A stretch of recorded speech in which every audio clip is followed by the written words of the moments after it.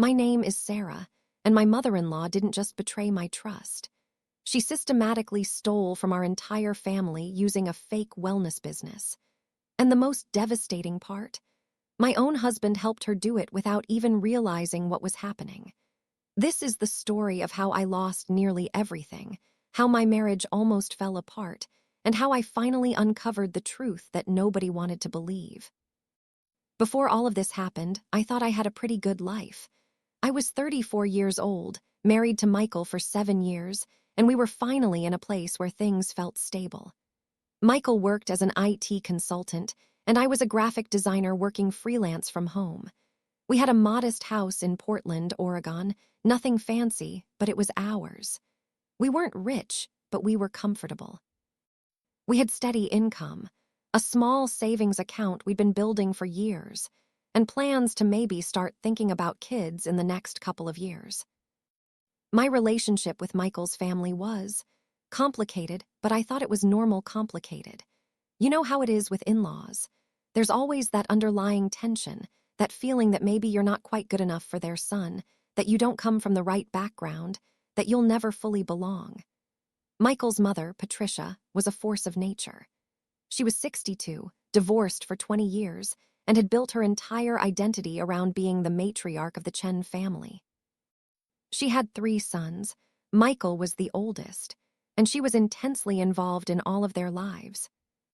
Patricia had always been critical of me in subtle ways. She'd comment on my cooking, my decorating choices, my career.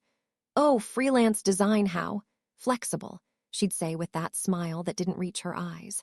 "You must have so much free time." Michael would tell me she meant well, that she was just making conversation, that I was being too sensitive. And I believed him because I wanted to believe him. I wanted my marriage to work, and I wanted his family to accept me.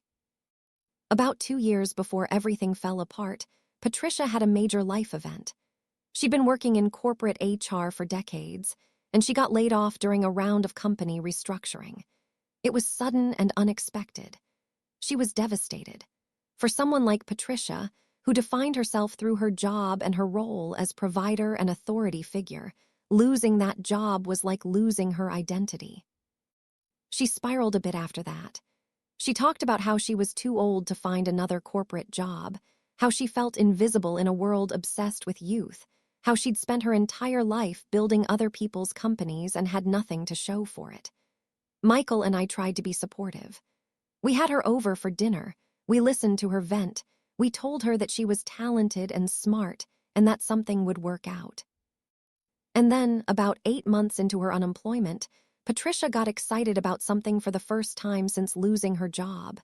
She called us one evening and insisted we come over for coffee. When we arrived at her small condo in Beaverton, she was practically vibrating with energy. She'd found something, she said, an opportunity, a business venture that was going to change everything. She introduced us to a product line called Vitality Wellness. It was a company that sold health supplements, skincare products, essential oils, and meal replacement shakes. But more than that, it was a community, Patricia said. A family of entrepreneurs who were building wealth together while helping people transform their lives through better health and wellness. Patricia had already spent her savings, about $15,000 on her starter package. She had boxes and boxes of products stacked in her spare bedroom. But she wasn't worried about that investment, she said. No, she was excited because she'd already made back $5,000 in her first month through sales and recruits. And the real money, she explained, was in building a downline. That's what they called it, a downline.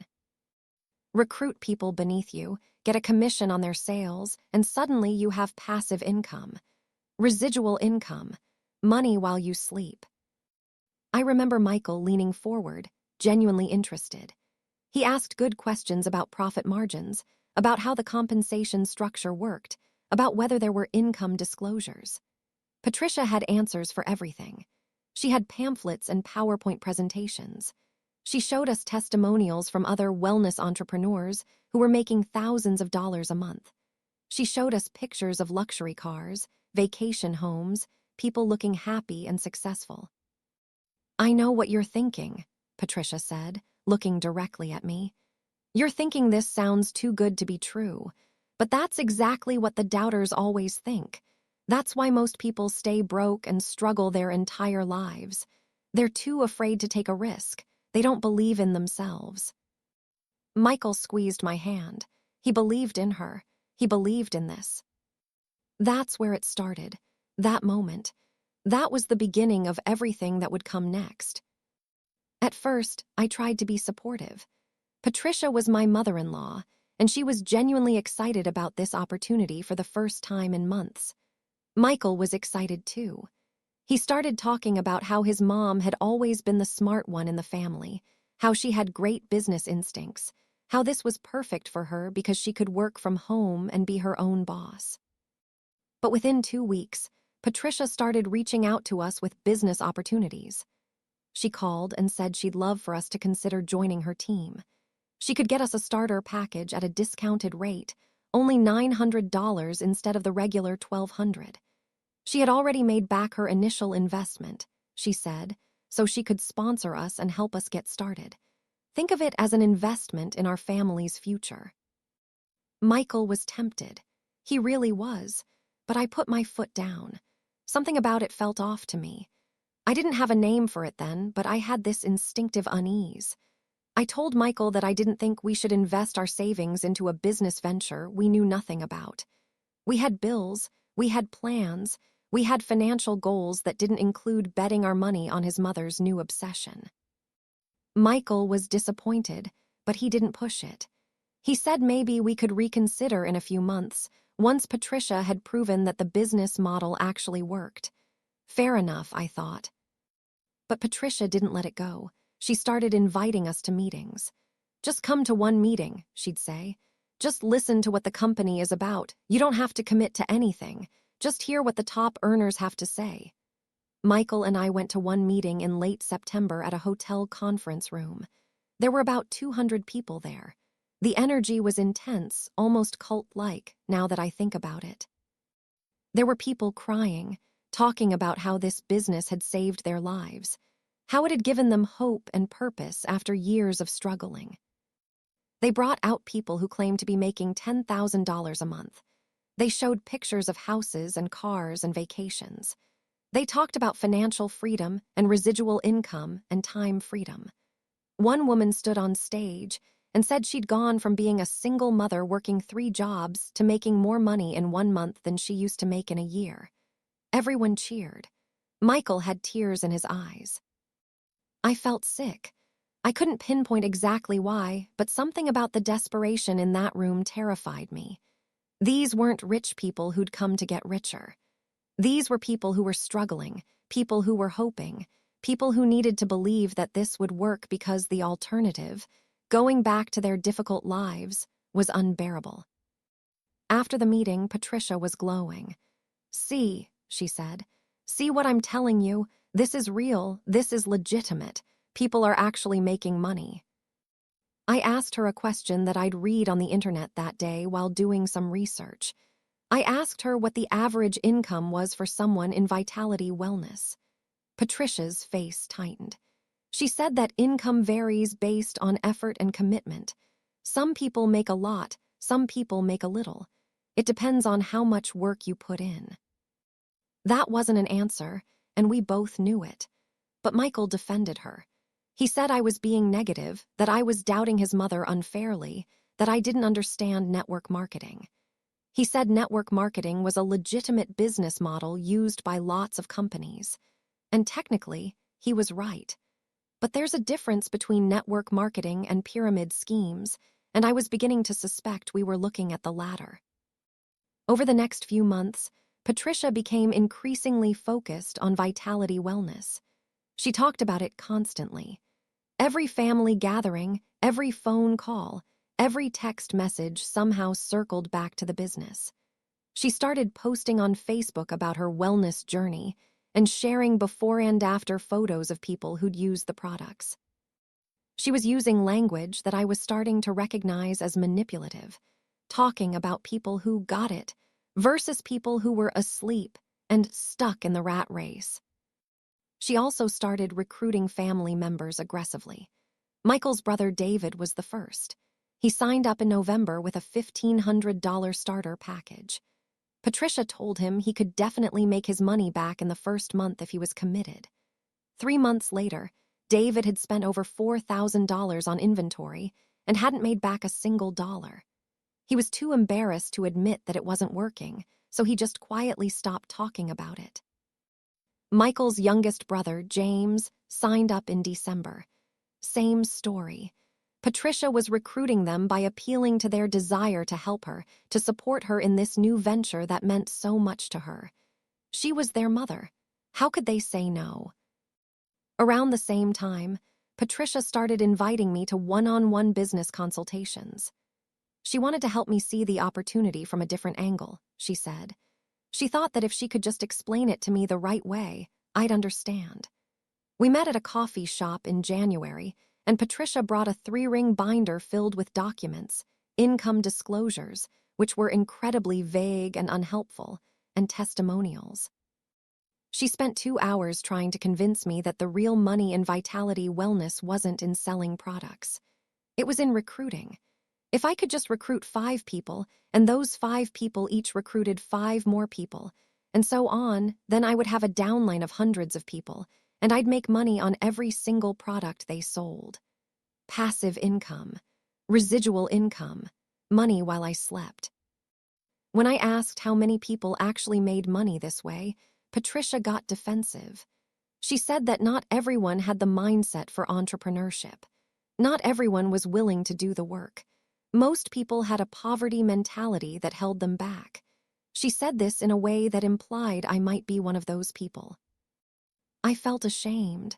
I felt stupid. And that's when I realized that Patricia was deliberately making me feel that way. It was a manipulation tactic.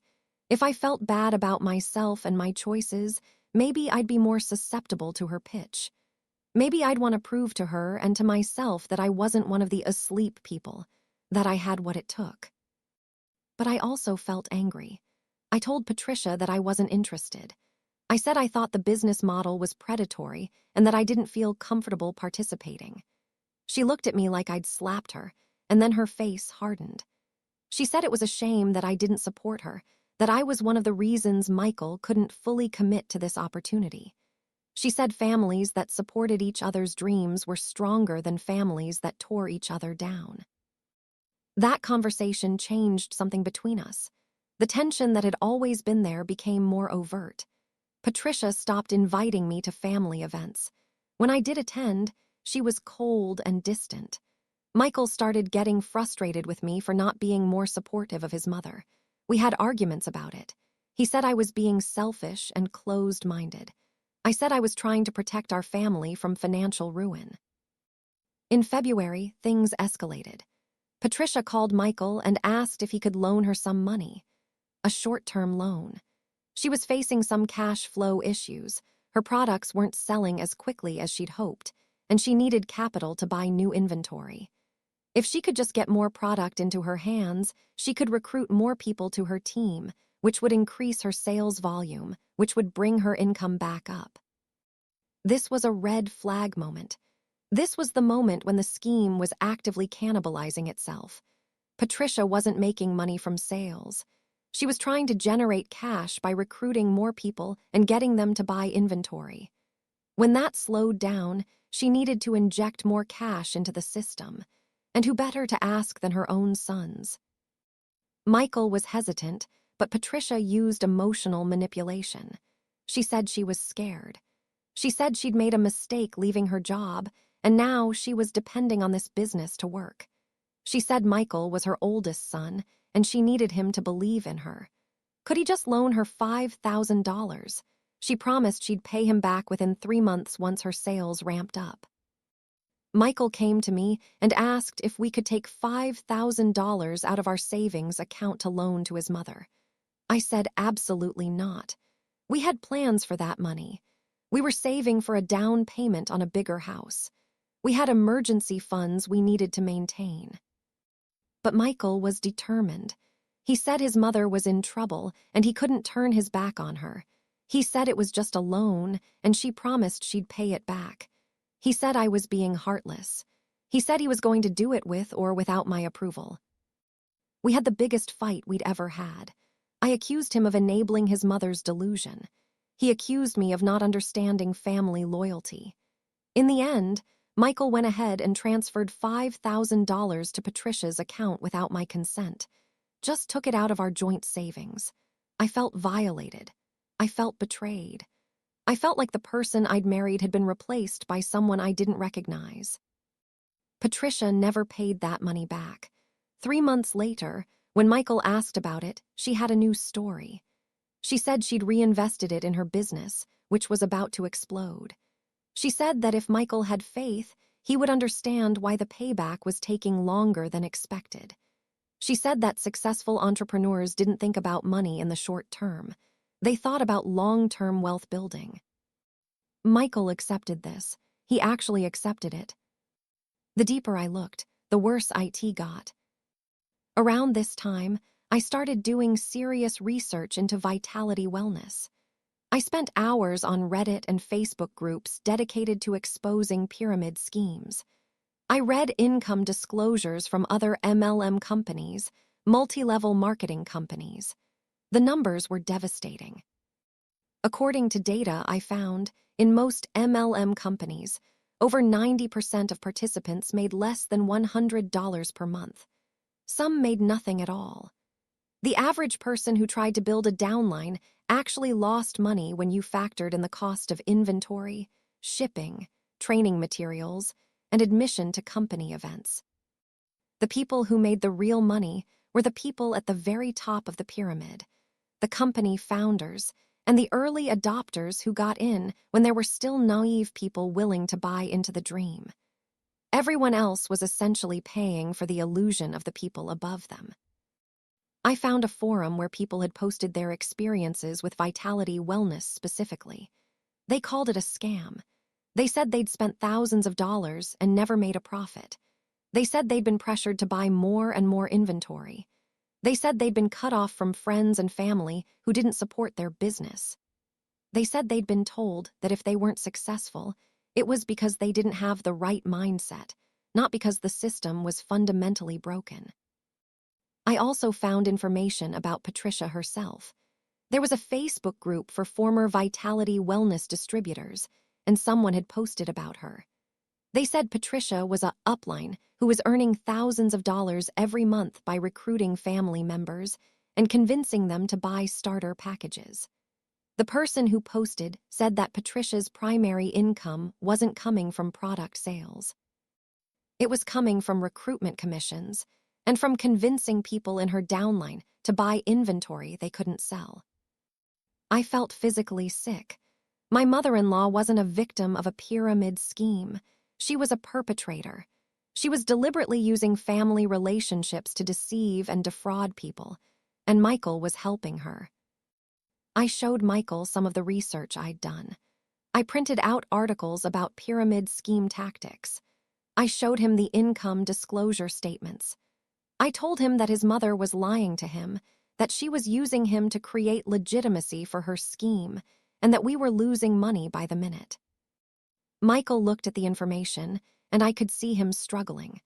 Part of him wanted to believe what I was saying, but another part of him, the part that loved his mother and wanted to respect her, couldn't accept it. He said maybe this particular forum was full of losers who hadn't worked hard enough. He said that just because some people failed didn't mean everyone failed. He said his mother wasn't the type of person to deliberately scam people. But then something happened that made it impossible for Michael to deny the truth. The moment everything breks open. In May, about 6 months after Patricia started with Vitality Wellness, Michael's brother David had what can only be described as an emotional breakdown. He called Michael in tears and said he needed help. He'd been to a therapist who had helped him see that he was trapped in a cult-like situation with a predatory business structure. He'd spent over $12,000 on Vitality Wellness products that he had no way of selling. He was in debt. He felt stupid and ashamed. David had been researching the company, and he discovered something alarming. Vitality Wellness itself was under investigation in 3 states for operating as a pyramid scheme. There were lawsuits pending. The company had paid out millions in fines in the past. They had a history of targeting vulnerable people, people who were unemployed, people who had low self-esteem, people who were desperate for purpose and community. David said he couldn't face Patricia with this information. He couldn't tell his mother that she'd been scamming her own family members. Instead, he asked Michael to help him confront her with the facts. He wanted Michael to help him demand that Patricia reimburse him for his losses and admit what she'd been doing. Michael was devastated. He felt like his entire understanding of his mother had been shattered. He wanted to believe that his mother had been deceived too, that she was a victim of the scheme rather than a perpetrator. But as we looked deeper into Patricia's financial records, which Michael had access to because she'd naively shared information with him during the business consultation stage, we discovered the truth. Patricia had recruited at least 30 family members and close friends into Vitality Wellness. 30. And the vast majority of them had lost money. David estimated that collectively, the people in Patricia's downline had spent over $200,000 on inventory and starter packages. Patricia herself had pocketed approximately $70,000 in recruitment commissions and bonuses, most of it in the first 4 months when the scheme was expanding rapidly. She had gotten rich by convincing her own family members to buy products they couldn't sell. Michael called his mother and asked her to come over to our house for a serious conversation. When she arrived, he laid out all the information. He showed her the articles about Vitality Wellness being under investigation. He showed her David's financial records. He showed her the income disclosure statements that proved the company was a pyramid scheme. Patricia's reaction was shocking. She didn't deny it. She didn't apologize. Instead, she got angry. She said that Michael was being manipulated by the haters and the doubters who didn't understand network marketing. She said that if he'd just been more supportive and less negative, he could have made real money with her. She said that she had warned him not to listen to me, that I was the one poisoning his mind against her. She actually blamed me for his lack of faith in her. Michael asked her point blank, "Mom, did you deliberately deceive us? Did you know this was a pyramid scheme and sell it to us anyway?" Patricia was quiet for a long moment. Then she said something that I will never forget. She said, "I knew the company had problems, but I believed that if I worked hard enough, I could make it work. And yes, I made money, a lot of money, but that money was earned through building a team and creating success. That's not fraud. That's business." She didn't apologize. She didn't acknowledge that she'd taken $70,000 from her own family members. She just left, angry that we were being so unsupportive. Michael and I spent the next 3 weeks in a state of shocked silence. We had different reactions to what we'd discovered. Michael felt guilty. He felt like he'd failed to protect his family from his mother's deception. He felt stupid for believing her, for arguing with me about it, for giving her $5,000 that we'd never see again. I felt angry. I felt like our marriage had been damaged by Michael's refusal to listen to me from the beginning. I felt betrayed by his mother, yes, but I also felt betrayed by my husband for not trusting my instincts and my research. We went to couples therapy to work through it. That's when I realized how deep the damage went. Michael had spent months being manipulated by his mother's language about mindset and belief and success. He'd internalized the shame that comes with being called a doubter. He had actually started to believe that if I just had the right attitude, we could become wealthy through network marketing. He had started to resent me for holding him back. The therapist helped us see that Patricia had used cult-like manipulation tactics, not just on her direct recruits, but on her own son. She had isolated him from critical thinking by framing skepticism as negativity. She had made him feel like being a good son meant supporting her business, no matter what. During our 3rd therapy session, Michael made a decision. He said he wanted to take action. He wanted to go to the authorities. He wanted to report Vitality Wellness to the Federal Trade Commission. He wanted to help David and his other family members recover their losses. And he wanted to confront his mother one final time and demand that she acknowledge what she'd done and take responsibility. I supported this completely. Michael scheduled a family meeting for a Sunday afternoon in June. He invited all three of his brothers, David, James, and Christopher, the youngest, who had also been recruited into Vitality Wellness, but had only invested a couple $1,000s because he'd gotten cold feet early. Michael told his mother that everyone needed to be there for an important discussion.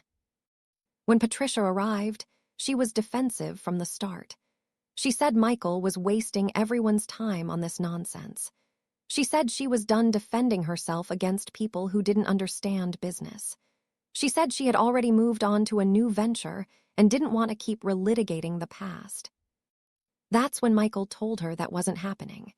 He said that over the course of the past 6 months, his family members had lost a combined total of approximately $200,000 to Vitality Wellness. He said that Patricia had deliberately concealed the nature of the business from her family, knowing that most of them would never participate if they understood the facts. He said that he had compiled documentation of all of it: credit card statements, bank transfers, recruitment agreements, company disclosures. He said he was going to report everything to the FTC and to the State Attorney General's office. He said he was going to cooperate with investigators if they reached out to him. Patricia's face went white. She said he was betraying her. She said he was siding with people who were jealous of her success. She said he would regret this. She said family was supposed to be loyal, and he was stabbing her in the back. Michael said very calmly, "You stabbed us in the back first, Mom. You lied to your own family to make money. That wasn't business. That was betrayal." Patricia stood up and said she was leaving. As she walked toward the door, she said something that crystallized everything for me. She said, "You're going to regret this, all of you. When I'm wealthy and successful and you're still struggling, you're going to wish you'd believed in me." She was still framing it in terms of wealth and success, even after being confronted with evidence of the fraud. She still couldn't see that what she'd done was wrong. After Patricia left, the 5 of us sat together and David started crying. He said thank you. He said he'd been so ashamed, so angry at himself, and now he realized that he wasn't stupid, he was a victim. We all were. That distinction mattered. James said he wanted to join Michael in reporting it to the authorities. Christopher was hesitant. He'd lost the least amount of money, and he still felt conflicted about betraying his mother. But eventually, he agreed. That night, Michael and I had a conversation that changed our marriage. He apologized. He said he should have listened to me from the beginning. He said he'd let his love for his mother and his desire to respect her cloud his judgment. He said he understood now why I'd been so frustrated with him, and he asked for forgiveness. I forgave him, but I also told him that this experience had shaken something in me. I told him that his willingness to ignore my concerns and my research had made me feel unsupported and unheard in my own marriage. I told him that moving forward, we needed to be a team. I told him that I needed him to trust me and my instincts, and I needed him to do his own research and critical thinking rather than just accepting what people told him. Michael agreed. He said he wanted to rebuild that trust. He said he was going to be more careful about who he let influence him. He said he was going to listen to me. It was a turning point for us. It was painful, but it was necessary. The legal process begins. Over the next 2 weeks, Michael and I compiled all of our documentation. We gathered bank statements, credit card receipts, text messages, emails, and written agreements. We created a timeline of events. We wrote detailed accounts of how Patricia had manipulated and deceived us. Michael filed a formal complaint with the Federal Trade Commission on June 27th. He also filed complaints with the Oregon Attorney General's office and the State Consumer Protection Agency. David, James, and Christopher filed similar complaints. The FTC investigator who was assigned to the case was a woman named Agent Torres, and she was incredibly thorough. She told Michael that Vitality Wellness was already under investigation in multiple states, and our family's complaint was going to be very helpful in building their case. She said that the company had a documented history of predatory recruitment practices. What surprised me was that Agent Torres said that Patricia herself might face legal consequences. She said that while most MLM participants aren't intentionally committing fraud, when someone deliberately recruits family members knowing that the company is operating illegally, and when they stand to personally benefit from those sales, that can cross the line into criminal conspiracy. It was possible that Patricia could be prosecuted. Michael didn't seem to know how to feel about that. His mother might go to jail. His mother, who had raised him and his brothers, who had been a widow for 20 years, who had built her entire identity around being a strong matriarch, she might face criminal charges. But he also knew it was necessary. She had committed a crime. She had defrauded her own family. Actions have consequences. The investigation took months. Agent Torres interviewed all of us multiple times. She asked detailed questions about what Patricia had told us, what promises she had made, whether she had deliberately concealed information about the company's pyramid scheme structure. She also started interviewing other people in Patricia's network. She contacted people who had been recruited by Patricia, but had either quit or never made money. She reviewed Patricia's bank records. She obtained recordings of company training calls where Vitality Wellness leadership was explicitly coaching uplines on how to recruit family members and how to frame the business opportunity in ways that made it sound legitimate. The more evidence that came out, the clearer it became that this wasn't just a failed business venture. This was systematic fraud. In August, Agent Torres called Michael and told him that the FTC was filing a civil lawsuit against Vitality Wellness and several of its top distributors, including Patricia. They were seeking restitution for victims and an injunction against the company's operations in multiple states. Patricia was being named as a defendant in a federal lawsuit. When Michael told her, I was honestly shocked by his reaction. He cried. He cried because his mother was about to be publicly exposed, because her name was going to be associated with fraud, because her life was about to change in ways she couldn't undo. But he also said something that showed how much he had grown through this process. He said, "She did this to herself. I didn't make her commit fraud. I didn't make her lie to her family. She made her own choices, and now she has to face the consequences." The lawsuit was filed in October. It was in the newspaper. Federal suit targets wellness pyramid scheme was the headline. Patricia's name was mentioned multiple times in the article. The article detailed how Vitality Wellness had defrauded tens of thousands of people across multiple states, generating billions in revenue while enriching a small number of people at the top. Patricia called Michael after the article was published. She was furious. She said Michael had destroyed her. She said she would never forgive him. She said he was a disgrace to the family name. Michael remained calm. He said, "You destroyed yourself, Mom. You lied, you deceived people, you broke the law. I just helped make sure you were held accountable." Patricia hung up on him. She didn't call back. Patricia's response and fallout. What Patricia did next was simultaneously pathetic and infuriating. She hired a lawyer, using money that she'd made from her scheme, which made the whole thing feel particularly insulting, and she fought the case. She didn't admit to any wrongdoing. She claimed that she had been deceived by Vitality Wellness just like everyone else.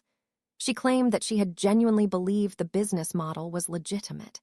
She claimed that she shouldn't be held personally liable for the company's practices. But the evidence was overwhelming. Agent Torres had documented everything. The company's own training materials showed that leadership knew the business model was predatory.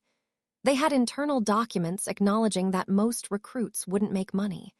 They had strategies for how to manipulate people into continuing to buy inventory even when they weren't selling anything.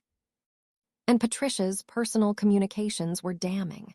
She had text messages where she told people she recruited that this is the easiest money you'll ever make. She had Facebook posts where she said, if you're not making thousands of dollars a month, you're not doing it right. She had emails where she coached people on how to frame the business opportunity to their family members in ways that downplayed the recruitment aspect and emphasized product sales. She had known. She had absolutely known that what she was doing was predatory, and she had done it anyway. The impact on family relationships. The fallout extended far beyond just Patricia. Michael's youngest brother, Christopher, was still sympathetic to his mother. He was angry that Michael had gone to the authorities. He felt like Michael had overstepped, that this was a family matter that should have been handled privately. He said Michael was being self-righteous and vindictive. Michael and Christopher stopped speaking for several months. It was incredibly painful for Michael. He felt like he was losing his brother, like his decision to do the right thing was creating permanent rifts in his family. But then, in January, Christopher reached out. He said he'd been thinking about everything, and he'd realized something. He said that Michael's decision to report Patricia to the authorities wasn't an act of betrayal. It was an act of love. It was Michael refusing to enable his mother's harmful behavior. It was Michael refusing to let her continue hurting people. Christopher said he was sorry for not understanding that earlier. He said he was proud of Michael for having the courage to do what was right, even though it was hard and painful. They reconciled, and their relationship actually became stronger than it had been before. Michael's relationship with David and James remained strong throughout. They had gone through the trauma together, and they supported each other. They started a group chat specifically for processing their feelings about their mother and the impact the scheme had had on them. But Patricia remained isolated. She had burned bridges with her sons by refusing to take responsibility. She had lost the respect and trust of the people who loved her. The lawsuit moved slowly through the court system. It took over a year for the case to reach a settlement. When it finally did, in February of the following year, the news was bittersweet. Vitality Wellness agreed to pay out $30 million in restitution to victims. Patricia and other top distributors were required to pay personal restitution as well. Patricia was ordered to pay back approximately $40,000 to the members of her downline who had filed complaints. It wasn't the full $70,000 that she'd made from recruitment commissions. The court recognized that she had spent some of that money and didn't have full assets to recover. But it was significant. It meant that Michael, David, James, and Christopher would each receive portions of that restitution, as would other family members who filed claims. But the process of recovering the money took another year. There were legal fees, there were additional depositions, there were appeals that Patricia filed that had to be litigated. During all of this, Patricia's life fell apart in ways that went beyond the legal consequences. She couldn't find employment because employers found the lawsuit information through background checks. Potential employers didn't want to hire someone who'd been involved in federal fraud litigation. She exhausted her savings on legal fees. She had to sell her condo. She moved into a small apartment. She became isolated because people in the community recognized her name from the news article, and they didn't want to associate with her. Michael struggled with feeling sympathy for her during this time. He would tell me, "I hate that my mother is suffering, but I also know that she did this to herself." It was a complex emotional territory to navigate, wanting your parent to face consequences while also grieving the loss of who you thought they were. For me personally, the impact of all of this was profound. I had to process a lot of anger and hurt. I was angry at Patricia for deliberately deceiving us. I was angry at Michael for not listening to me initially. And I was angry at myself for not being more forceful earlier, for not demanding that we completely separate our finances from Patricia's influence. I went to individual therapy in addition to the couple's therapy with Michael. My therapist helped me work through the betrayal trauma. She helped me understand that I had been right to trust my instincts, and that standing firm in my own reality when people around me were telling me I was wrong had been actually incredibly difficult and brave. She also helped me realize that I had absorbed some of Patricia's shame even though I hadn't done anything wrong. I had started to second-guess my own judgment. I had started to wonder if I was being too rigid, too closed-minded, too unsupportive of Patricia's dreams. But none of that was true. I had been appropriately skeptical of an obvious scam, and when the truth came out, I had been vindicated. The therapist told me that this was important to acknowledge, not in a vindictive way, but in a way that helped me trust myself again. She said that I had actually protected my family by refusing to participate and by encouraging Michael to listen to the facts.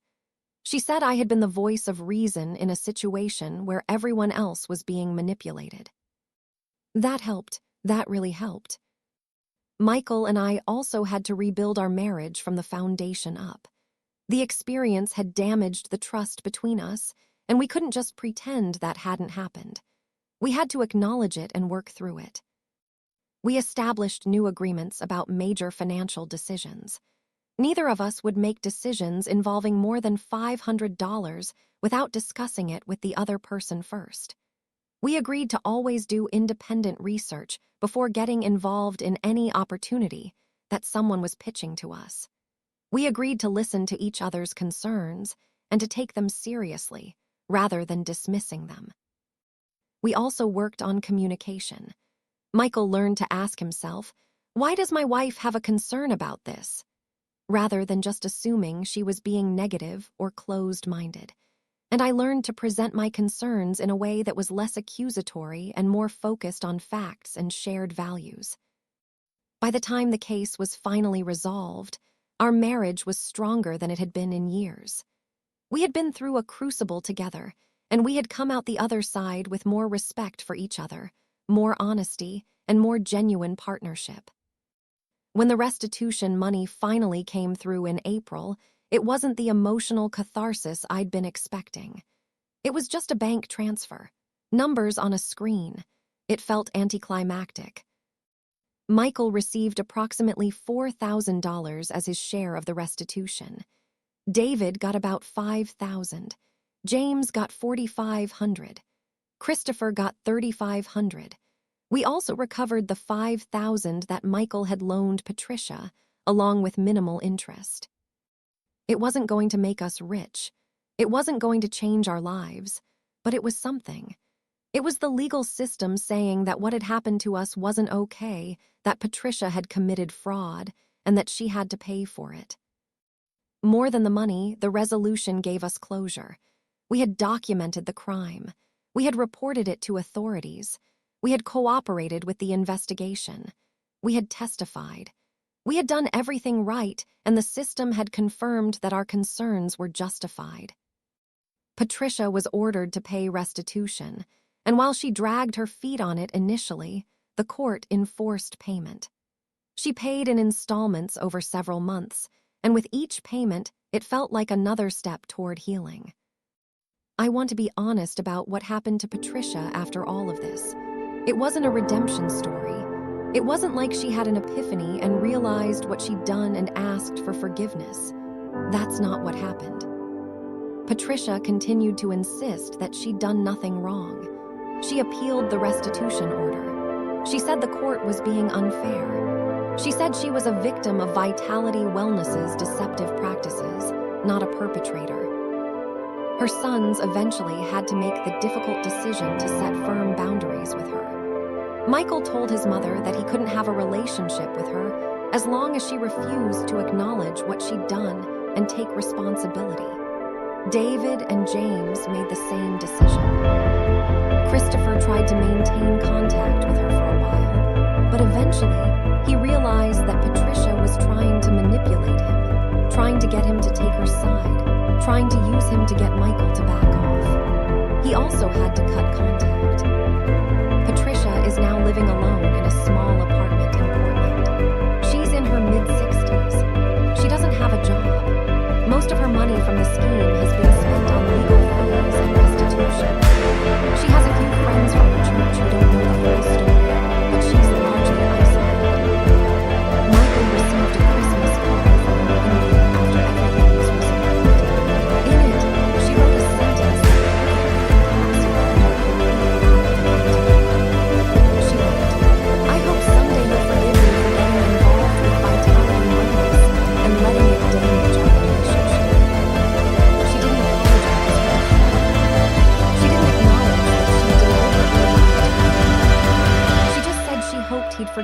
for getting involved with the company, as if she was a passive participant in her own fraud.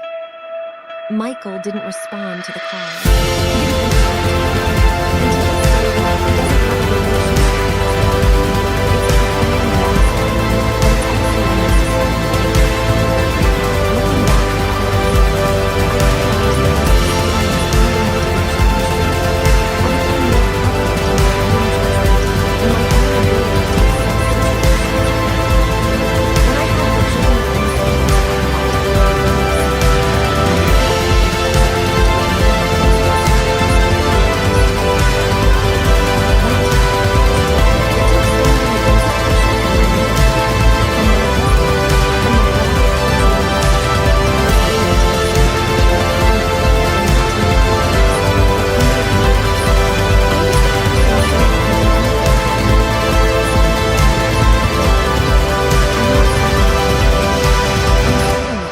with other women to understand something important.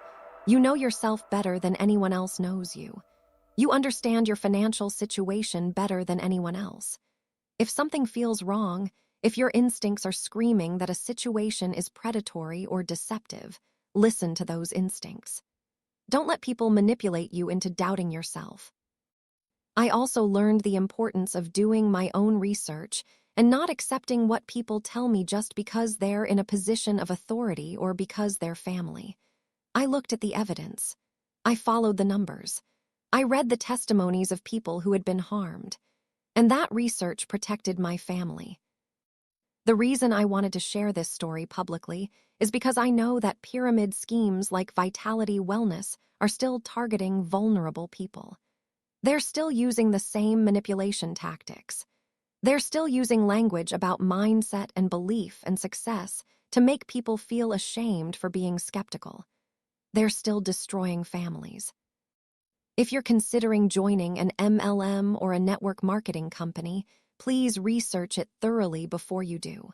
Look up the company's income disclosures. Find online forums where past participants have shared their experiences. Ask yourself, would I be making money from selling products, or would I be making money from recruiting people? If it's the latter, that's a red flag.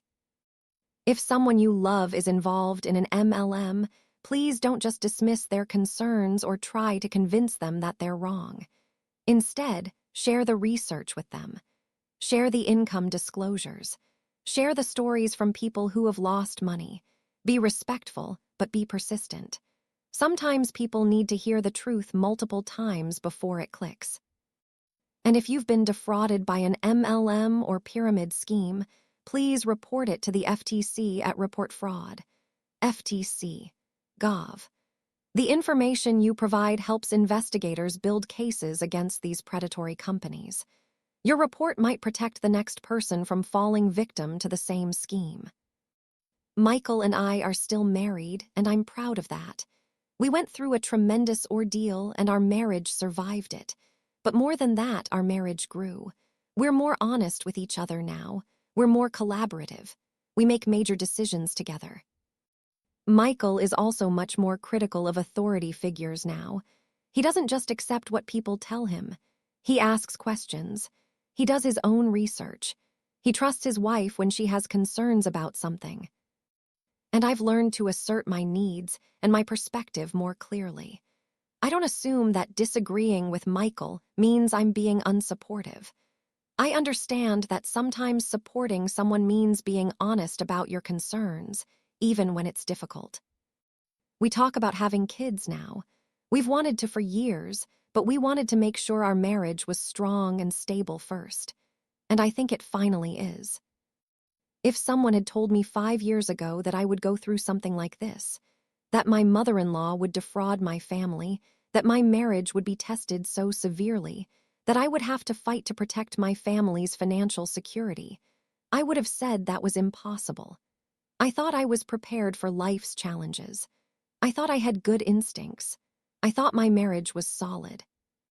I was right about some of those things and wrong about others. What I learned is that you can't always predict when betrayal will come or in what form it will take. But what you can do is develop the skills to recognize it, the courage to name it, and the resilience to recover from it. I also learned that I'm stronger than I thought I was. I learned that I can stand alone if I have to. I learned that I can disagree with people I love without losing myself. I learned that sometimes doing the right thing is incredibly hard and incredibly painful, but it's worth it. Patricia's name is no longer in the news. The Vitality Wellness lawsuit has moved through the court system and largely disappeared from public consciousness.